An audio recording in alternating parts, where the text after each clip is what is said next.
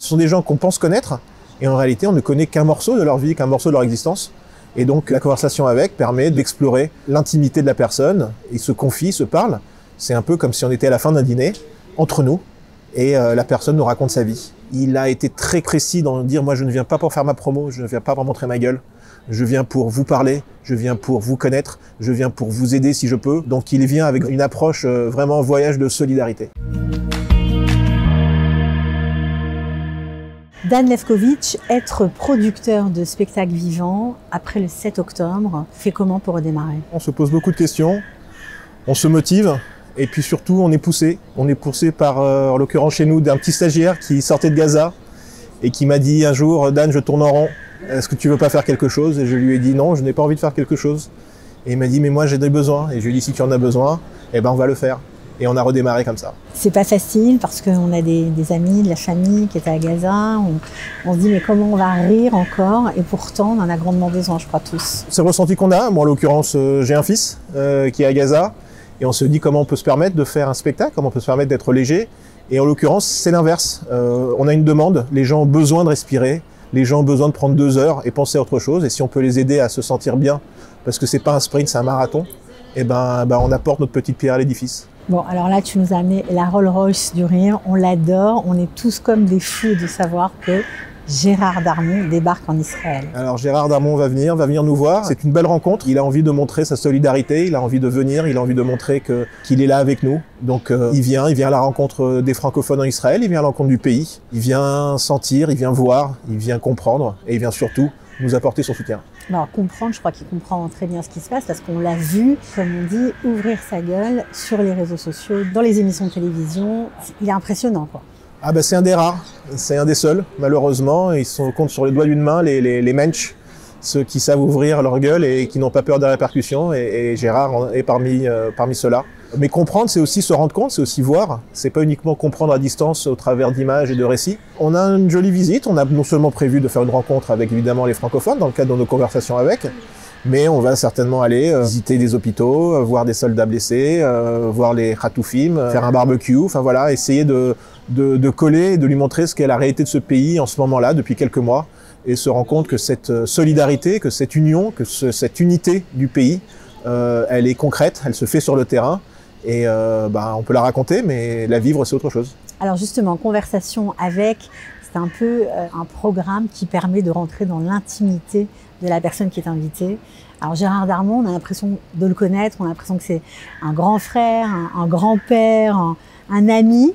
Est-ce qu'on va encore découvrir des choses sur lui? Ah bah déjà, on va découvrir beaucoup de choses sur lui, parce que clairement, l'image qu'on en a, et c'est tout l'intérêt des conversations avec, c'est qu'on se fait des images de nos invités. Ce sont des gens qu'on pense connaître, et en réalité, on ne connaît qu'un morceau de leur vie, qu'un morceau de leur existence.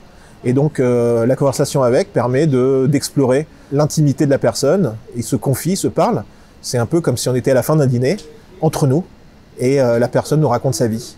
Alors, est-ce qu'on va parler de tous ces succès? Est-ce qu'on va voir un peu des extraits de ces films? Comment tout ça va s'articuler? Alors, ça s'articule toujours avec le même schéma, c'est-à-dire qu'il est interviewé, animé par Michael Larare, un psychanalyste. Pas donc, mieux, pour s'allonger sur le divan. Voilà, donc qui mieux qu'un psychanalyste pour nous faire, pour faire parler les gens de choses qu'ils veulent des fois cacher, qu'ils veulent des fois pas nous dire. Ce format-là est complètement non filmé, donc on est une petite salle intime.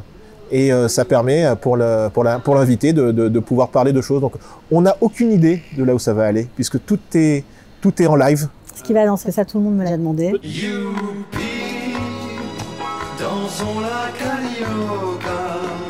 Peut-être, ça dépendra de comment ça se passe. C'est vraiment l'avantage sur Soirée, c'est que c'est unique. Ce qui se passe ce soir-là ne peut pas se reproduire le lendemain, ne peut pas se reproduire ailleurs. Ce ne sont que des soirées uniques où on se retrouve, mené au fil de la discussion vers tel sujet ou tel thème. On a évidemment des trames, mais on va découvrir, on va voir où il veut aller, où on veut aller, et on part tous ensemble avec une salle avec quelques centaines de personnes dans un chemin à découvrir. Donc je ne peux pas vous dire ce qu'il y aura précisément, je peux simplement vous dire que vous ressortirez avec une vision de Gérard Darmon qui est soit différente, soit confirmée à celle que vous aviez avant. On va se détendre, on va changer les idées. Gérard Darmon a vraiment voulu apporter sa contribution.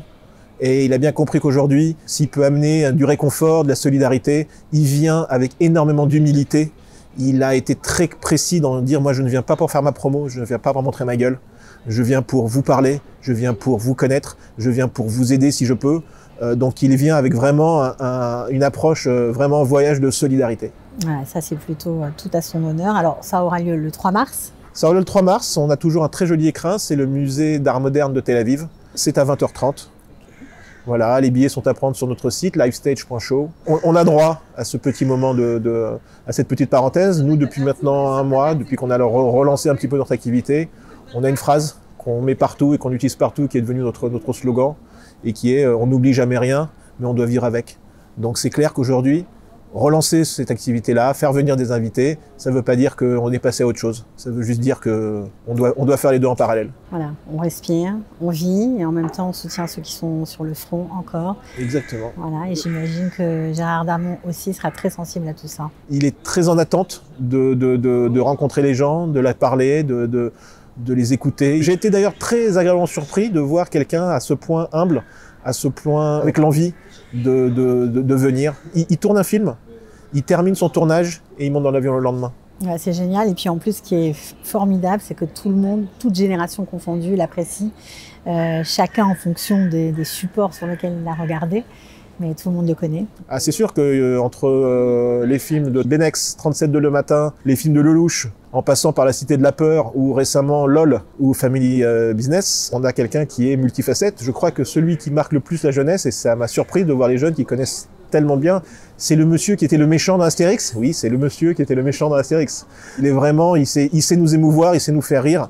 C'est un talent incroyable, 80 films à son palmarès, nommé meilleur César du meilleur second rôle.